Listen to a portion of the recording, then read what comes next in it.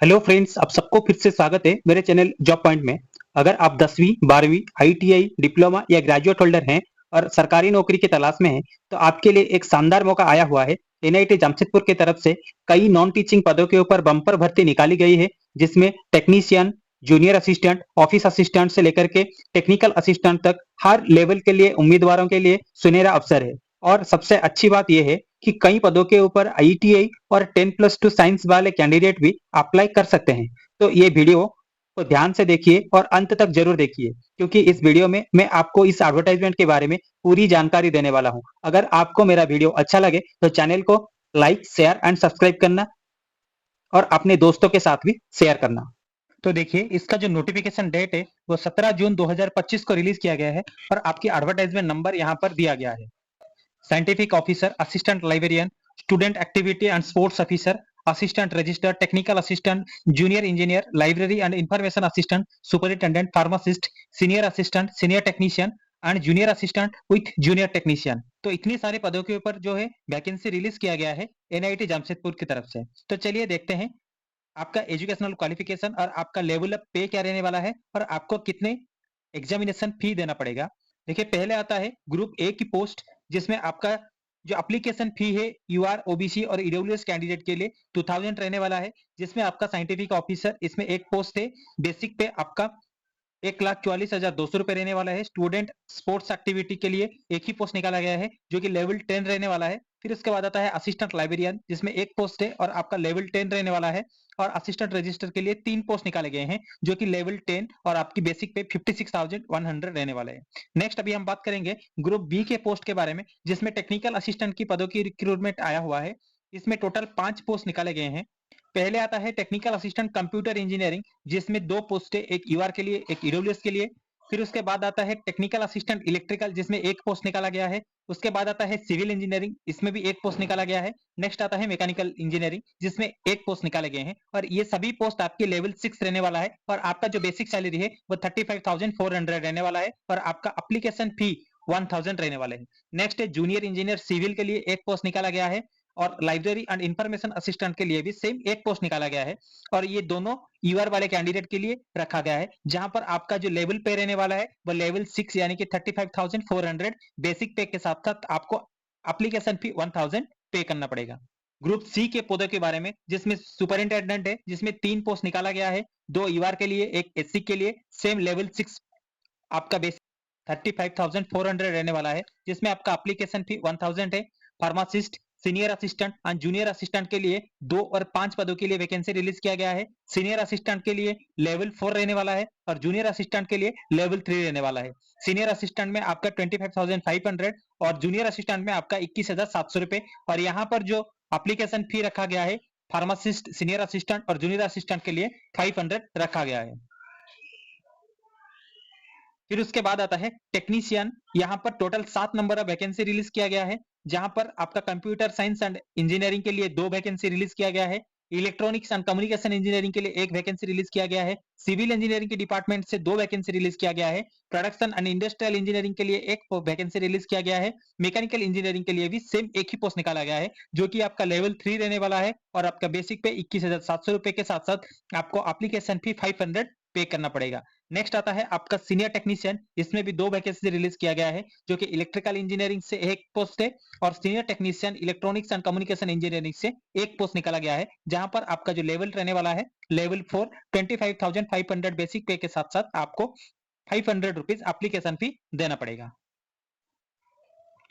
देखिए, अभी हम टेक्निकल असिस्टेंट और टेक्नीशियन के पदों के ऊपर जो वैकेंसी रिलीज किया गया था उसका एजुकेशनल क्वालिफिकेशन के बारे में बात करेंगे। अगर बाकी के पदों के ऊपर आपको जानकारी चाहिए तो इस पीडीएफ को मैं डिस्क्रिप्शन बॉक्स में डाल दूंगा, आप वहां से डाउनलोड करके पूरी एडवर्टाइजमेंट को चेक कर सकते हैं। जैसे कि अपने technical assistant computer science engineering, electrical engineering, civil engineering, mechanical engineering के लिए आपका जो एज लिमिट रखा गया है वो 30 साल रखा गया है। और आपका essential educational qualification first class और equivalent grade in BE, BTech और एमसीए किसी भी सब्जेक्ट्स में एक रिकॉग्नाइज्ड यूनिवर्सिटी या फिर इंस्टीट्यूट से पास आउट हो, या फिर फर्स्ट क्लास डिप्लोमा इन इंजीनियरिंग होना जरूरी है। नहीं तो otherwise first class bachelor degree in science किसी भी रिकॉग्नाइज्ड यूनिवर्सिटी या फिर इंस्टीट्यूट से पास आउट हुए हैं, अदरवाइज आपने एमएससी कर रखे हैं, तो आप इस पदों के ऊपर अप्लाई कर पाएंगे।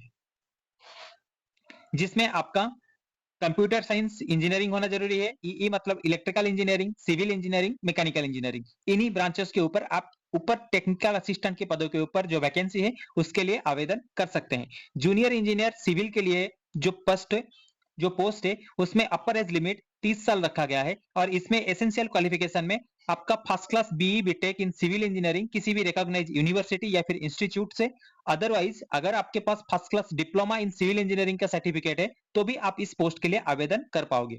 नेक्स्ट आता है लाइब्रेरी एंड इंफॉर्मेशन के लिए अपर एज लिमिट 30 साल रखा गया है। यहाँ पर आप कौन सी भी स्ट्रीम से हो, चाहे आप साइंस, आर्ट्स, कॉमर्स, किसी भी बैचलर डिग्री का आपके पास एसेंशियल क्वालिफिकेशन होने के साथ साथ post graduate diploma in library, automation, networking, PGDCA और इक्विवेलेंट कोई भी रिकॉग्नाइज यूनिवर्सिटी से अगर आप पास आउट हो तब आप आवेदन कर पाओगे।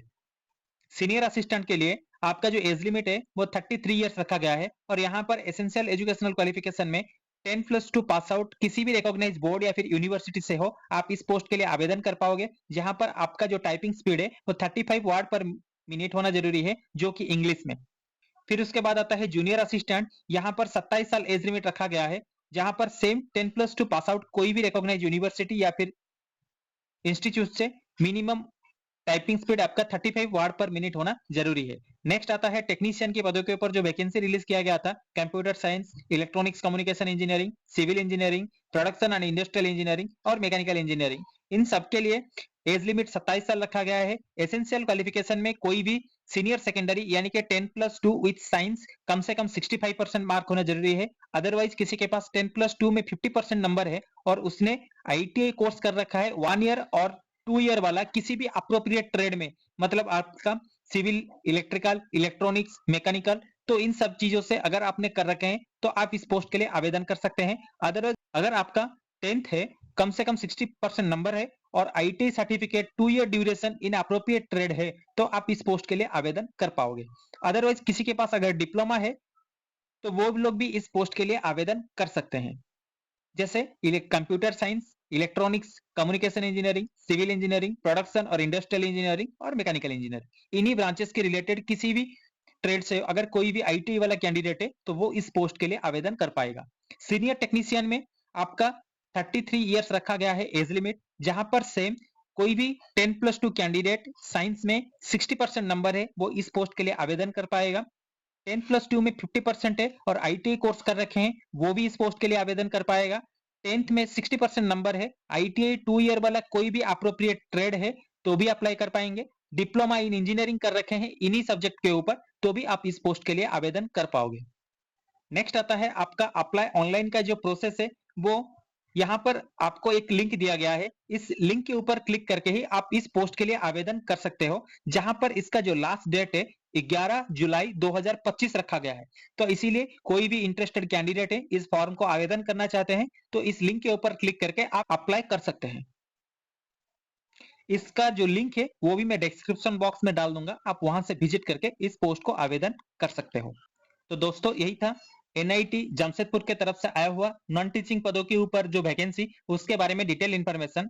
अगर आपको वीडियो अच्छा लगा है तो चैनल को लाइक, शेयर, सब्सक्राइब कीजिए। Thank you for watching my channel job point.